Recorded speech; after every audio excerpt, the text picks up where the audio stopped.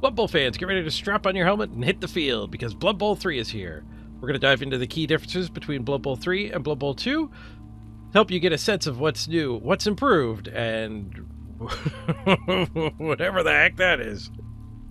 One of the first things you'll notice is the turn timer works a lot differently. You get 2-minute turns, plus a 7.5-minute time bank you can spread over the game for your harder turns. When the time bank runs out, your turn will end immediately, and you'll be down to 2-minute turns for the rest of the game. Unlike in Blood Bowl 2, the clock does not pause for the action.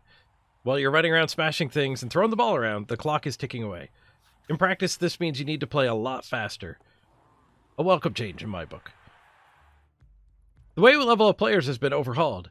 You will gain experience in mostly the same ways, but you now have a choice to spend your star player points as you choose.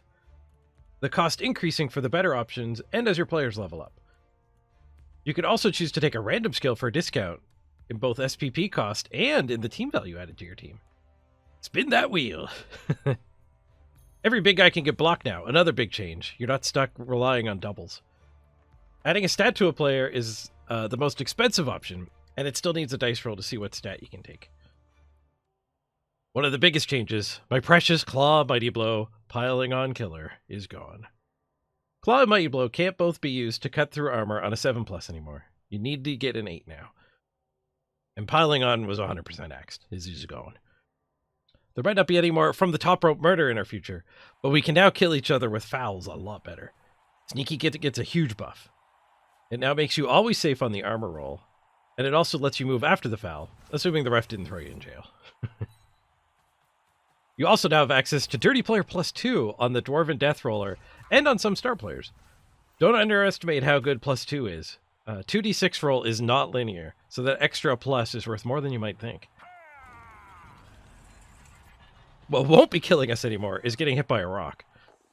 Lots of kickoff events have been softened. Throw a rock is replaced by a vicious ref that can never kill you. Blitz and perfect defense only let you move 4 to 6 players instead of your whole team. And pitch invasion only knocks down 1d3 players. Very nice. A negative change for sure. We're down to 12 teams with one new team coming every 3 months.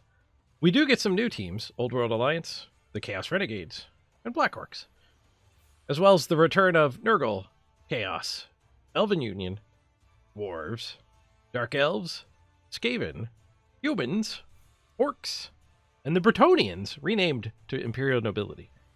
Some of these teams have been slightly tweaked, and others have changed quite a bit. Let me know in the comments if you want a deep dive video on the team changes.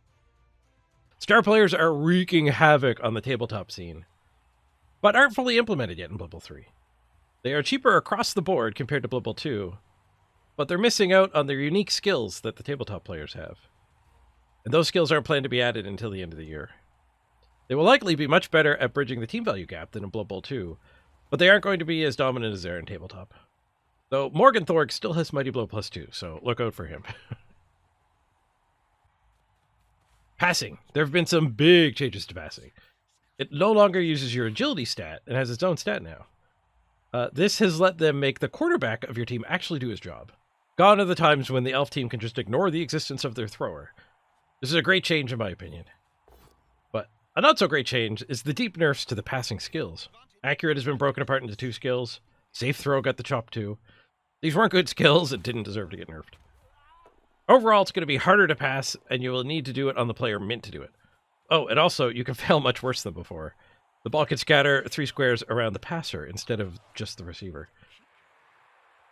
And there you have it, Blood Bowl fans. I hope this video has given you a sense of what to expect from this exciting new installment in the series. Whether you're a diehard fan or a newcomer to the world of Blood Bowl, I hope you love the updated graphics, new teams, and gameplay enhancements that Blood Bowl 3 has to offer. Thanks for watching, and don't forget to hit that subscribe button for more Blood Bowl content in the future. Until next time, I'm Mr. Page reminding you, ABF, always be fouling.